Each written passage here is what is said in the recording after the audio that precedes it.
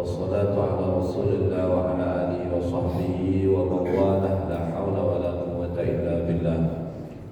اللهم صل وسلم وبارك على سيدنا محمد وعلى آله وأصحابه وأمته إلى يوم القيامة. سبحانك لا علم لنا إلا ما علمتنا إنك أنت العليم الحكيم. اللهم افتح علينا فتوح العارفين بحكمتك وانشر علينا رحمتك وذكرنا ما نسينا وعلمنا ما جهلنا يا ذا الجلال والإكرام.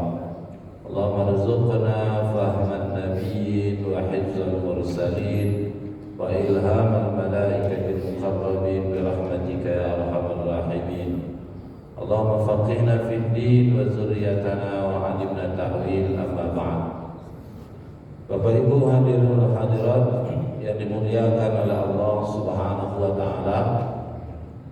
Alhamdulillah, kita bersyukur kehadiran Allah pada kesempatan yang mulia ini. Allah masih menitipkan berbagai nikmat kepada kita semua. Di antaranya Allah masih menitipkan nikmat hidup kepada kita.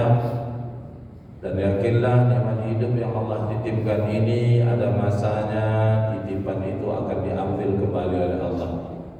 Nikmat hidup diambil oleh Allah dari kita ketika nanti ajal kita masing-masing datang atau menghampiri kita. Walikulli ummatin ajal, fa idza jaa ajaluhum la yastakhiruna sa'atan wa la yastaqdimun. Ketika ajal itu datang tidak bisa dipercepat dan tidak bisa diperlambat. Maka dari itu Bapak Ibu saudaraku yang dimuliakan oleh Allah, tak ada yang harus kita lakukan kecuali memperbanyak melakukan amal soleh, memperbanyak melakukan investasi amal, investasi pahala. Karena yakinlah siapapun kita ketika meninggalkan dunia ini akan diiringi oleh 3 hal. Kata Nabi sallallahu alaihi wasallam, "Yutba'ul mayyita thalathun." 3 hal yang mengiringi mayat atau seorang ketika sudah mati. Ahluhu wa maluhu wa amaluhu. Ahluhu keluarga, wa maluhu harta benda, wa amaluhu amal solehnya. Fa yarji'u ithnani wa yabqal wahid. 2 yang akan kembali, 1 yang kekal. Apa yang kembali dari 2 itu? Ahluhu wa maluhu, keluarga dan harta yang tidak punya. Namun apa yang kekal? Wa yabqal wahid wa amaluhu. Yang kekal itulah adalah amal soleh, yang mana kita hari ini bisa jadi kita terlalu berhitung-hitung dalam melakukan amal soleh. Namun sebaliknya amal soleh itulah yang kekal menemani kita, mengantar kita, dan juga membersamai kita bila mana kita berada di alam barzah insyaallah. Maka dari itu Bapak Ibu, perbanyaklah amal soleh, perbanyaklah investasi amal, yang insyaallah ini semua akan berguna bila mana kita tinggalkan dunia yang fana. Bapak Ibu yang dimuliakan oleh Allah Subhanahu wa taala, melanjutkan kajian kita seperti biasa pada hari Kamis pekan kedua ini kita membahas masalah fiqhul muamalatil maliyah, fikih terkait dengan harta benda. Nah, pertemuan sebelumnya kita sudah membahas seputar masalah 3 hal yang mendorong seorang kenapa fikih muamalah ini dikaji dan dibahas. Nah, pada kesempatan ini kita coba kembali mengulas terkait dengan firman Allah, di antaranya di surah keempat, surah An-Nisa ayat ke-29, di mana Allah Subhanahu wa taala menjelaskan, A'udzu billahi minasyaitonir rajim. Bismillahirrahmanirrahim. Ya ayyuhalladzina amanu la ta'kulu amwalakum bainakum bil batil illa an takuna tijaratan an taradin minkum. Ayat ini berbentuk larangan, nahi dari Allah Subhanahu wa taala, di mana Allah menyeru kepada mereka hambanya yang beriman, ya ayyuhallazina amanu. Selanjutnya bukti konsekuensi dari keimanan itu, Allah melarang hambanya yang beriman, la ta'kulu amwalakum bainakum bil batil. Larangan itu berupa larangan memakan atau mengambil harta dengan jalan yang batil. Larangan memakan di sini maknanya adalah larangan mengambil.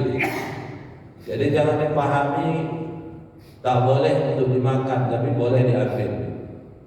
Jual beli ular, ular itu haram, tapi ya boleh dijual, tapi duitnya tak boleh dibelikan makanan, boleh dibelikan yang lain. Nah, ini keliru. Padahal larangan di situ la ta'kulu itu maknanya adalah larangan mengambil. Mengambil apa? Mengambil al-batil. Amwalakum bainakum bil batil. Jadi mengambil harta dengan jalan yang batil. Sederhananya Bapak Ibu yang berbahagia, larangan akan hal yang batil itu merupakan larangan terhadap harta yang haram. Kenapa demikian? Karena Nabi Shallallahu Alaihi Wasallam dalam hadis riwayat Imam Ibn Hibban, Nabi Shallallahu Alaihi Wasallam bersabda, di mana man jama'a amalan min haramin, siapa saja telah mengumpulkan harta yang haram, fatasaddaqa bihi, maka dia sedekahkan yang haram tadi dengan yang haram tadi, falam yakun fihi ajrun. Karena ternyata harta yang haram itu kalau diinfakkan atau disedekahkan, lam yakun fihi ajrun. Tidak pernah sekalipun infak sedekahnya mendapatkan ujroh, balasan dari Allah Subhanahu wa taala, dalam artian mendapatkan pahala di sisinya. Jadi kenapa? Karena memang harta yang haram itu sesuatu yang haram bukanlah hak kita. Seorang mukmin itu benar-benar memastikan sesuatu yang dia dapatkan itu halal. Karena mengambil yang halal itu adalah perintah yang tegas dari Allah. Melalui lisan Nabi Sallallahu Alaihi Wasallam, di mana Rasul bersabda, talabul halal wajibun. Mengambil yang halal itu hukumnya wajib. Maka seorang mukmin bukan condong kepada yang haram, tapi condong dan cenderung mengambil yang halal. Itulah karakter seorang mukmin. Dia menghindari semua bentuk yang haram dan hanya mengambil yang halal saja. Meski sedikit kalau itu halal, maka yang halal itu mendatangkan keberkahan. Tapi sebaliknya sesuatu yang banyak, bila mana sesuatu itu haram, maka yakinlah sesuatu itu menjauhkan kita dari keberkahan. Karena mengambil yang halal itu, Bapak Ibu yang berbahagia, bagian dari bentuk ketaatan kita kepada Allah. Walau anna ahlul qura amanu wattaqaw la fatahna 'alaihim barakatin minas sama'i wal ardh. Lau anna ahlul qura, sekiranya penduduk suatu negeri amanu, beriman. Kita sudah punya modal yang pertama, amanu, kita beriman. Wattaqaw, dia bertakwa kepada Allah, imtisalu awamirihi wa ijtinabu nawahihi, mengerjakan yang diperintahkan, meninggalkan yang dilarang. Salah satu bentuk perintahnya adalah mengambil yang halal. Nah, barakatin minna fatahna alaihim barakatin minas sama'i wal ardh. Maka pasti kami akan buka pintu keberkahan dari langit ke bumi. Maka dari harta yang halal kita ambil, sesuatu yang halal kita dapatkan, itu mendekatkan kita pada keberkahan. Sebaliknya hati-hati Bapak yang berbahagia. Terkadang kita merasa kita dalam konteks harta kita memiliki banyak hal. Kita punya fasilitas yang lengkap, kita punya investasi uang yang banyak. Tapi sesuatu yang kita dapatkan itu dari yang haram, dan itu rasanya seakan-akan kekal dengan kita. Selama ini ada bersama kita. Maka hati-hati, ini bukan keberkahan, tapi ini merupakan istidraj dari Allah Subhanahu wa taala. Istidraj berupa azab dari Allah yang diberikan kepada hamba-hambanya yang bermaksiat. Terlihat itu sebuah kebaikan, namun sebenarnya itu merupakan azab dari Allah Subhanahu wa taala. Makanya di surah An-Nisa ayat 29 Allah mengingatkan kepada kita dan sekaligus melarang kita untuk mengambil harta yang batil, harta yang haram, harta yang seperti diungkapkan oleh Ibnu Katsir, harta yang ayyubi anwa'il mukasib ghairu syar'iyyah, Harta yang jenis harta yang diusahakan dengan jalan yang tidak syar'i.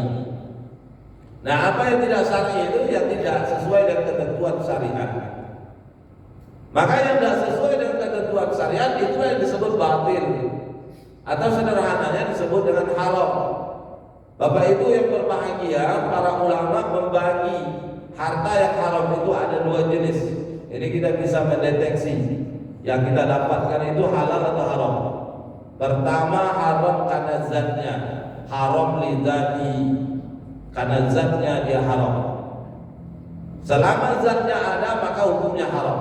Ini seperti firman Allah di dalam Al-Quran suratul Maidah, misalkan hurrimat alaikumul mayyitatu wad-damu wa lahmul khinzir, telah diharamkan atas kalian bangkai, darah dan daging babi. Ini harta kalau kita dapatkan ini jenis yang haram secara zat, sehingga kalau zatnya ada maka hukumnya haram. Darah contoh itu haram, maka jual beli darah hukumnya haram. Gitu Pak. Jadi darah itu haram. Jadi kalau bapak donor darah satu kantong dibayar 100, nah 100 itu ya haram. Kenapa? Karena darah itu haram. Yang halal darah itu kecuali hati dan limpa. Kecuali hati dari selain hati dan limpa, maka hukumnya haram darah, termasuk darah kita. Maka ketika kita perjualbelikan, ada yang butuh darah kita jual sekantong. Nah, hukum menjualnya haram karena darah itu haram. Karena ini haram secara zat.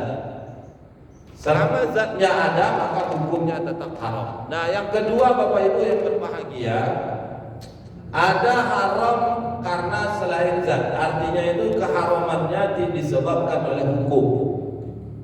Zatnya bisa jadi halal, tapi hukum mengatakan haram. Haram ghairu lizati, karena selain zat. Misalkan apa yang haram karena selain zat ini disebabkan oleh dua hal. Pertama karena milik orang lain, karena kecurangan. Misalkan harta yang diperoleh lewat kecurangan. Wa may yaghlul ya'ti bima ghalla yaumal qiyamah. Siapa yang gulul, yang curang, ghalla yaumal qiyamah, ya'ti bima ghalla yaumal qiyamah, akan datang di hari kiamat membawa kecurangannya. Curang dalam hal pembukuan, curang dari sisi amanah. Misalkan dikasih kepercayaan mengelola keuangan, nah dimanipulasi keuangan, disulap, disiluman. Atau bahasa lainnya misalkan korupsi. Misalkan ini jenis harta haram. Maka kalau taubatnya kita harta haram karena zat, maka zat itu harus dihilangkan, dibuang. Tidak boleh dibagi ke tetangga. Jumpa dengan tetangga, kamu kan belum taubat, aku udah taubat ini. Kalau aku udah boleh, kalau kamu belum taubat tidak apa-apa. Ini tidak boleh. Karena hukum zat itu kalau haram kita tak boleh, orang lain juga tak boleh. Kita tak dibolehkan oleh Allah, orang lain juga tidak boleh kita kasih. Ya, sama dengan kucing itu Pak. Kucing itu kan jenis hewan yang berkeliaran di sekitar kita. Tapi hukum kucing itu kan haram, tidak boleh dimakan. Maka memperjualbeli kucing juga tidak boleh. Mensedekahkan kucing juga tidak boleh. Jadi kalau ada yang minta ya ambil aja. Kalau kita mau kasih, kalau tidak ya tidak. Kenapa? Karena kucing haram. Iza harrama syai'an, innallaha idza harrama syai'an harrama thamanahu. Jika sesuatu itu haram, maka haram pula thamanahu, harganya, duitnya. Ini haram karena zat. Yang kedua haram karena hukum disebabkan milik orang lain. Ada kecurangan, menimbang dikurangi, mengukur dipendekkan. Kalau dia mengukur mau beli dipanjangkan, dilebarkan, ini bentuk kecurangan. Kata Allah di dalam surah Al-Mutaffifin, kecurangan tersebut masuk kategori mutaffif. Mutaffif itu orang yang berlaku curang nyaris tidak curang. Kayak mana tuh? Dia curang tapi nyaris tak curang. Orang menganggapnya tidak curang. Contoh sederhananya begini, jual beli duku. Duku dijual, timbangannya itu pas. Orang beli sekilo, pas ditimbangnya sekilo. timbangan tidak dimainkan, pas benar sekilo.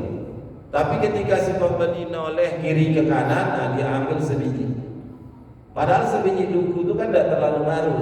Nah inilah kira-kira orang mutaffif, orang yang berlaku curang, dia nyaris tidak berbuat curang. Apa kata Allah terkait dengan mutaffifin ini? Kalla inna kitabal fujjari lafi sijjin. Orang yang mutaffif ini kelak ditempatkan di hari kiamat di sijjin, di neraka di mana tempat berkumpulnya roh, jin dan syaitan. Dia curang tapi nyaris tidak curang, apalagi curangnya benar-benar nyata.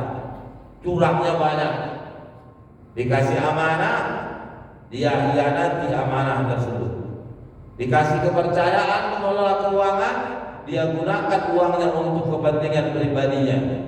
Dia berlaku curang dalam hal ini. Maka yakinlah ibu bapak, yang nyaris tidak curang saja itu ditempatkan kelak di neraka, di tempat-tempat berkumpulnya roh, jin dan syaitan. Apalagi kecurangannya itu besar dan nyata. Maka dari itu bapak ibu, ini harta yang haram karena hukum disebabkan karena kecurangannya.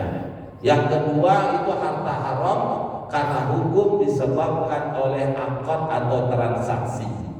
Akadnya yang tidak sahih. Nah ini yang mungkin ke depan kita akan banyak bahas dan kaji, sehingga ya perkara akad harta yang haram secara akad ini benar-benar kita bisa hindari. Kami yakin perkara akad ini banyak kita yang tidak paham. Bahkan ya kita terkadang melakukan. Kita melakukan bukan karena kita tahu, tapi karena ketidaktahuan kita. Kenapa kita tidak tahu? Karena jarang dibahas di gaji. Satu contoh misalkan, mungkin di kantor-kantor sudah menjadi habit ada tradisi main arisan. Dan itu sudah kelaziman pula. Yang megang buku kita kasih fee untuk megangnya, untuk ngurus. Karena kalau tak dikasih fee tidak mau orang ngurus. Nah ternyata ibu bapak, ini satu contoh harta yang haram secara hukum disebabkan oleh akad. Meski kita bersepakat ada duit buku dari arisan, dan duit buku dari arisan itu mengantarkan kita pada perbuatan riba. Kenapa demikian? Karena arisan itu akadnya hutang. Main 100 orang, pemegang nomor pertama yang megang buku, main 100.000, 100 orang berarti 10, lebih kurang 10 juta. Pertanyaannya dari mana duit yang 9.900.000 itu? Ngutang dari 99 orang. Begitu seterusnya, nomor 2 dapat, yang menagih hutang dari nomor 1 dan berhutang kepada 98 orang. Yang nomor terakhir yang 100 dapat duit arisan. Dari mana dia dapat duit 99 juta? Dari 9.900.000 itu menagih hutang dari nomor 1 ke nomor ke-99. Maka arisan itu secara fakta akadnya hutang piutang. Oleh karena itu supaya aman, duit bukunya mesti tidak ada. Kalau disyaratkan meski disepakati ada duit buku, maka duit buku itu menjadi riba. Maka dari itu Bapak Ibu, main arisan bukan tak boleh, tapi yang megang buku harus paham tidak ada fee untuk megang buku. Apalagi kalau yang dikoncak-koncak nomornya. Yang nomor 20 pengen dapat cepat. Misalkan dia dapat minta nomor 5 atau nomor 2. Bisa tidak saya dapat nomor 2? Boleh, tapi dengan syarat beli nomor. Nah, ini riba yang kedua. Ya, kalau dia mau nomor 2, tinggal cek aja dengan nomor siapa yang dia mau. Kalau ada potongan tadi, ada duit buku, ini 2 hal yang mengakibatkan arisan itu dilarang. Tapi kalau 2 hal ini tidak ada, maka hukum transaksi arisan itu boleh. Meski sepakat, meski suka sama suka, sepakat dan suka sama suka terhadap yang haram, maka tetap hukumnya jadi haram. Maka dari itu ibu bapak, ini satu contoh transaksi yang haram. Harta yang kita dapatkan haram disebabkan oleh akad atau transaksinya. Insya Allah pada pertemuan-pertemuan selanjutnya akan banyak kita ulas dan bahas terkait dengan harta haram karena akad ini, sehingga dalam bermuamalah, bertransaksi, berinteraksi di masyarakat, baik di lingkungan maupun di tempat kerja kita, itu benar-benar terhindar dari transaksi yang haram yang dilarang oleh Allah seperti yang dijelaskan di dalam surah An-Nisa ayat 29. Semoga apa yang kita kaji pada kesempatan yang mulia ini bisa diambil hikmah dan manfaatnya, dan semoga kita bisa amalkan dalam kehidupan kita sehari-hari. Barakallahu li wa lakum. Bismillahirrahmanirrahim. Subhanakallahumma wa bihamdika nasyhadu an la ilaha illa anta nastaghfiruka wa natubu ilaik. Walhamdulillahi rabbil alamin. Wabillahi hidayah wa taufiq, wallahu muwaffiq ila aqwamit thariq. Wassalamu alaikum warahmatullahi wabarakatuh.